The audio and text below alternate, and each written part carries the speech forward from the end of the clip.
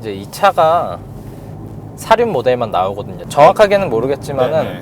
구동력 배분이 어쨌든 네 바퀴에 좀 잘 이루어지고 있는 것 같아요. 코너를 돌 때 약간 언더스티어나 이 회전 반경 자체가 넓어질 수 있는데 언더스티어처럼 네. 근데 그거를 바퀴의 어떤 바깥쪽 바퀴나 아니면은 뒷바퀴 앞바퀴 배분을 통해서 잡아주려고 하는 느낌이 좀 들고 독일 브랜드들이 잘하는 것 중에 하나가 운동 성능 중에서도 브레이크 성능이 굉장히 좋잖아요. 그죠. 이 차도 마찬가지로 절대 소홀히 하지 않죠, 브레이크 성능은. 서킷 같은 데 달리실 일이 아니라면 그냥 일반 주행에서는 충분한 브레이킹 성능이고 오히려 넘칠 수도 있는 브레이킹 성능이죠. 일단 저는 이제 운전 그 조수석에 앉아 있다가 운전석으로 왔는데 운전에 집중하게 되는 주행감을 가지고 있어요.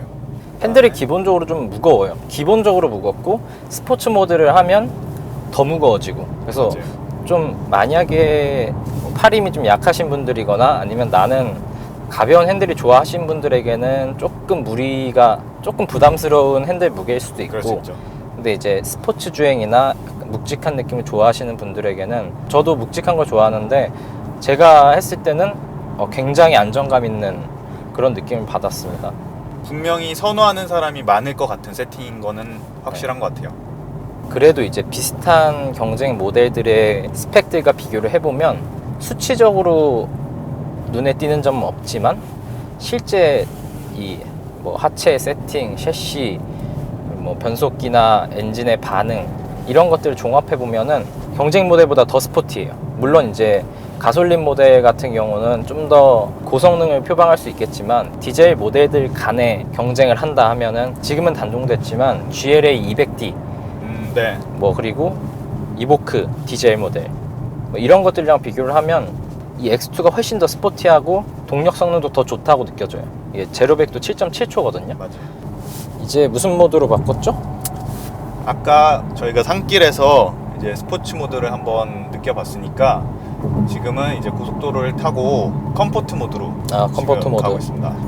따로 승차감이 이렇게 바뀌거나 이러는 건 없는 것 같아요. 이게 전자식 서스펜션도 들어가 있지 않고 뭐 그렇게 큰 차이가 저는 느껴지는 않고 다만 스티어링 정도는 좀 더 살짝 가벼워지는 느낌이 있고 아까 엄청나게 타이트하게 조여진 느낌이었다면 지금은 조금 그거보다는 편하게 설정이 되어 있는 것 같고요. 엑셀의 반응성도 편한 정도, 조금 풀어진 네, 정도. 조금 풀어진 느낌. 아까보다는 스포츠 모드보다는. 그래서 편하게 주행하기에는 확실히 컴포트 모드가 좋은 것 같아요. 일단 우리가 에코 프로로 한번 바꿔볼게요. 네. 가장 큰 차이점은 가속 페달의 반응. 이게 어떤 느낌이냐면은 거의 가속 페달이 1부터 5까지가 있다고 하면은 처음 한 1, 2, 3 거의 4 가까이 밟아도 차가 반응이 없어요. 네, 정말 적극적으로 연료를 아끼고 있다 그런 느낌이 맞아요. 딱 들어요. 에코 프로라는 것 자체가 네. 진짜 최고 효율을 뽑아내기 위한 거니까 그죠. 이런 점은 칭찬할 만한 부분이네요. 그죠. 어차피 스포츠로 달리고 싶을 땐 스포츠 모드가 있고 맞아요. 중간에는 컴포트가 있고 이러니까 맞아요. 그거는 좋은 적극적인 좋은 연료를- 세팅인 것 같아요. 네.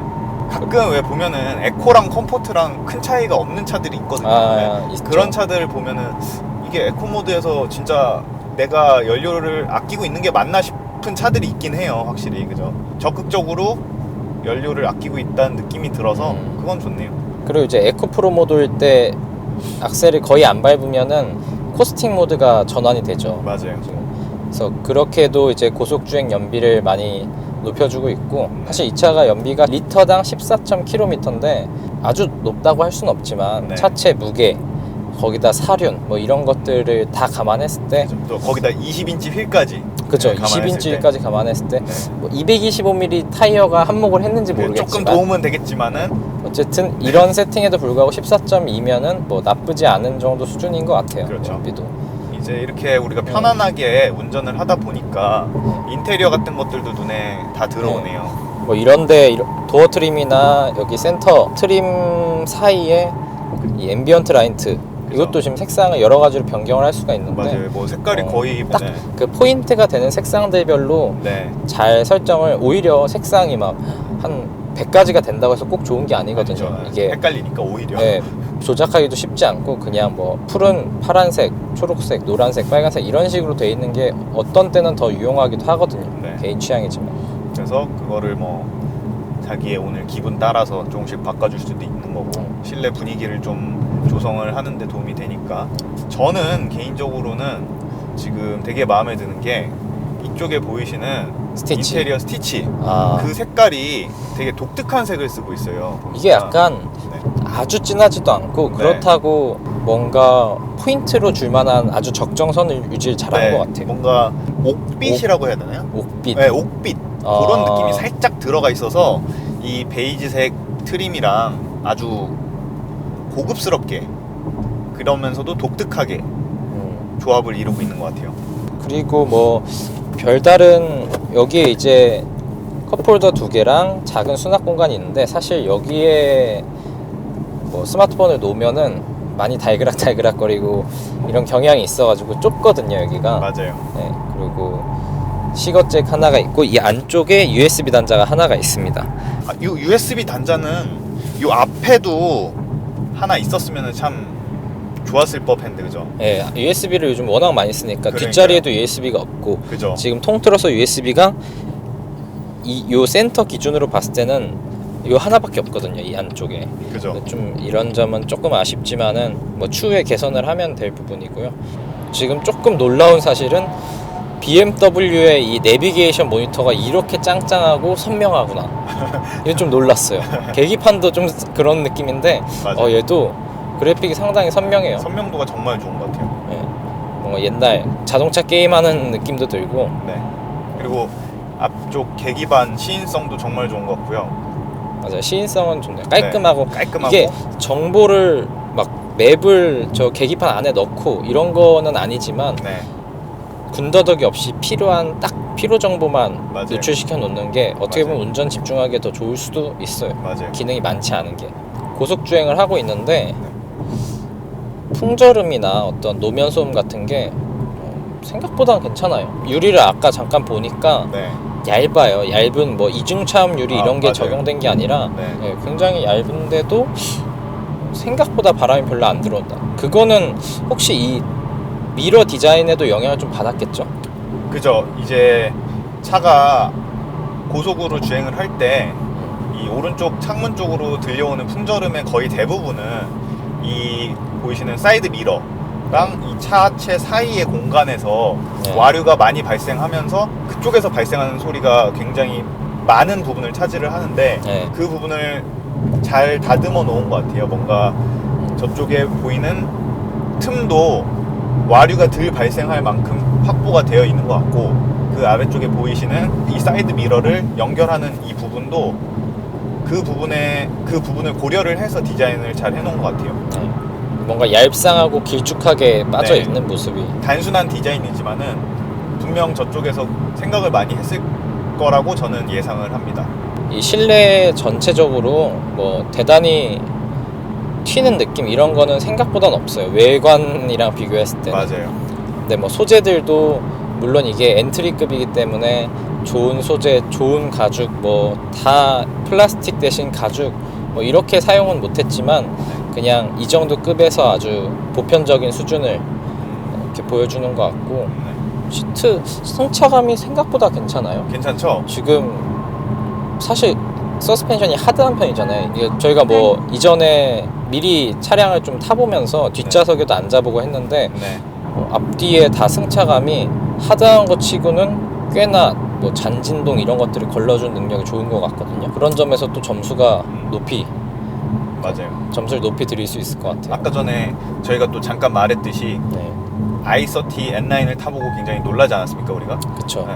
그 차에서 느꼈었던 아주 만족스러운 승차감을 이 차에서도 충분히 느끼실 수 있습니다. 근데 고속 주행할 때 이제 도움이 되는 뭐 크루즈 같은 거는 없어요. 그러니까 크루즈 컨트롤은 지금 있는데 네, 사실 요새 정말 크루즈 컨트롤이 많이 발전하지 않았습니까? 그렇죠. 네, 저희가 이런 2차 저차 시승을 해봤는데 요새 어댑티브 크루즈 컨트롤을 많이들 사용을 하고 있고, 심지어 뭐 차로 이탈 방지, 그런 굉장히 적극적인 여러 운전자 보조 장치들이 들어가 있는데, 이 차에서는 그냥 기본적인 그 속도만 맞춰주는 크루즈 컨트롤 그것만 들어가 있어요. 좀 이 부분은 많이 아쉬워요. 네. 이게 기술이 없어서 못 그쵸. 넣은 게 아니라 네, 기술이 있음에도 뭐 안 넣은 거죠. 사실 그쵸. 5 시리즈 같은 경우에도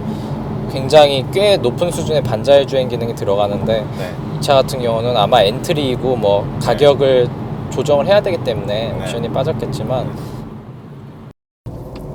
그러면은 네. 이제 우리가 가격 얘기를 안 해볼 수가 없잖아요. 이 차가 6,190만 원이에요. 이제 높죠. 트림 하나로 들어오죠. 한국에는 들어올 때. 네네, 단일 트림으로 단일 들어오죠. 트림으로 M 패키지까지 포함이 되어 있는 단일 트림으로 들어오고, 이제 경쟁 모델들 같은 경우를 보자면은 형제 모델 미니 컨트리맨을 볼 경우에는 같은 정도의 사양 쿠퍼 SD 올4 모델로 봤을 때 5,470만 원.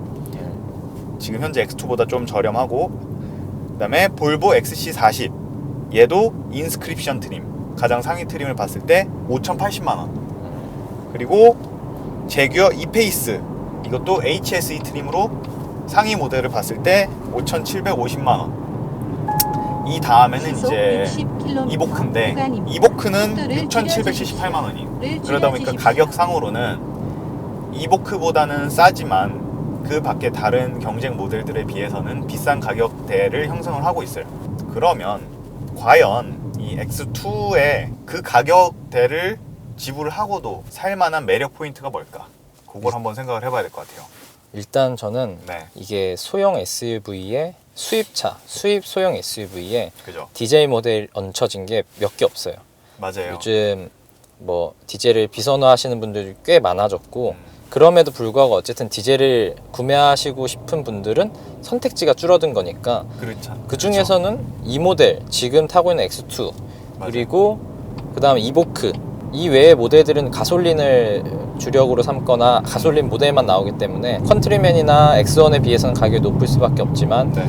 이제 다른 이보크나 이런 모델과 비교하면 또 저렴하거든요. 그렇죠. 비해서. 그렇죠. 그래서 그러면은 그 GLA 같은 경우에도 사실 디젤 모델이 있다가 지금은 사실 가솔린 모델만 나오고 있지 않습니까? 그쵸. 네. 그런 면에서 봤을 때 네. 제가 개인적인 이제 저의 의견은 컴팩트 SUV 이 시장에서 디젤이 들어가는 모델 중에서는 이 차만큼 멋진 디자인이 없다.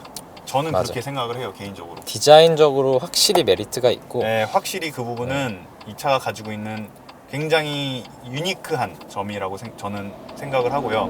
이제 아까 우리가 타봤고 그 전에도 타봤지만 네, 이 주행 성능이 네, 똑같은 엔진을 갖고 세팅을 했음에도 어떤 서스펜션이나 네, 이런 차체에 조금씩 변화된 부분들을 가지고 네. 훨씬 더 스포티한 느낌을 주거든요. 그러니까 이게 저는 이렇게 생각을 해요. 이 차를 뭔가 디자인적인 큰 매력을 가지면서 스포티하게 좀 운행을 하고 싶다 하는 네. 분들에게는 적합한 대안이 되지 않을까. 왜냐면 맞아요. 이런 차가 유니크해요. 정말 맞아요. 그런 것 없거든요. 같아요. 왜냐면 저만 해도 아까 전에 산길에서 운전을 할 때 바로 몰입이 딱 되더라고요. 맞아요. 네, 어떤 SUV를 본다는 이런 느낌이 아니라 네. 마치 핫 해치를 본다라고 느낄 만큼 맞아요. 굉장히 타이트하면서도 재밌게 운전을 했었던 것 같아요. 몰입을 확 해가지고. 그런 면에서 봤을 때 겉과 속이 다 아주 스포티한 그죠. 그런 차다.